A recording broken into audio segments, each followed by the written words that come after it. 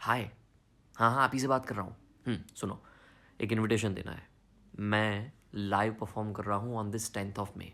नहीं नहीं नहीं नहीं नहीं, मैं कहीं पे नहीं जा रहा हूँ और आप भी कहीं नहीं जा रहे हैं, पर लाइव परफॉर्मेंस होगा जूम पे। फॉर द फर्स्ट टाइम मेरा सोलो शो हो रहा है live on this 10th of May, और उसमें मुझे आपकी ज़रूरत होगी। तो प्लीज़ इस शो पे ज़रूर आइएगा। लफ्ज़ों की मोती होगा और स्टोरी टेलिंग होगा, तो उन दोनों का लुत्फ़ उठाने के लिए और इस लॉकडाउन को थोड़ा सा चिल डाउन करने के लिए आ जाइए मेरे इस सोलो शो पे, जिसका नाम है लफ्ज़ों के मोती। टिकट्स लेने के लिए link is in the description, उस पर टैप कीजिए और आ जाइए। ठीक है? ठीक है। कुछ लोग ना हमारे दिल की कही बात समझ नहीं पाते या फिर समझना चाहते नहीं है। अब जो समझना चाहते नहीं है वो कुछ और समझ बैठे हैं, तो उनको अभी साइड में रखते हैं। पर जो ज़रा समझते ही नहीं है उनका क्या करें?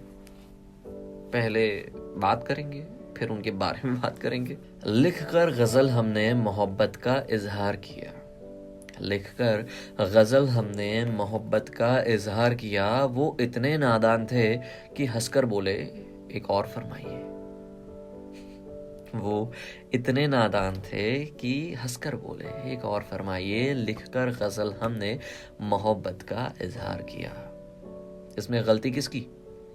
वैसे दोनों की, पर ज़्यादातर उसकी जिसने बयां किया।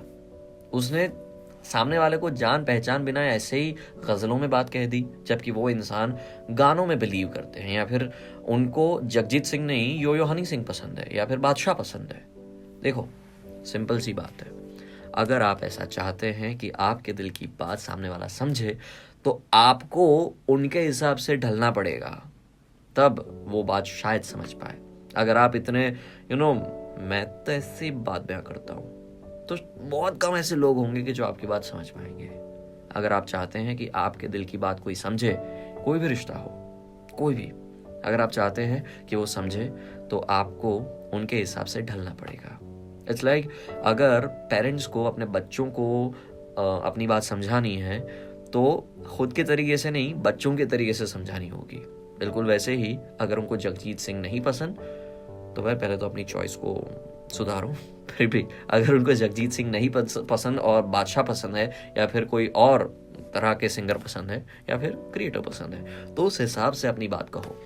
शायद आपकी बात उनके दिल तक आसानी से पहुंच जाएगी। ठीक है? तो ये रोने की जरूरत नहीं है।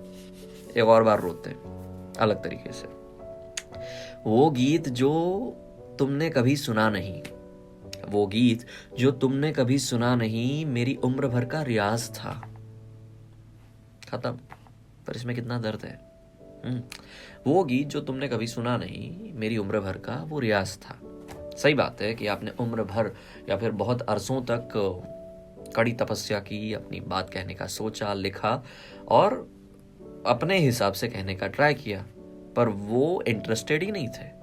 मतलब जैसे कि मैंने कहा कि उनको अच्छा एग्जांपल देते हैं कि उनको अरिजीत सिंह ज़्यादा पसंद है, सोनू निगम शायद ज़्यादा पसंद नहीं है, या फिर रफ़ी साहब ज़्यादा पसंद नहीं है, और आप रफ़ी साहब के चाहक हो, और आपने उनका ही कोई पसंदीदा बड़ा ही रोमांटिक गाना उनको बता दिया कि जिंदगी भर नहीं भूलेगी वो बरसात की रात, एक अनजान हसीना से मुलाकात की रात, जिंदगी भर नहीं भूलेगी।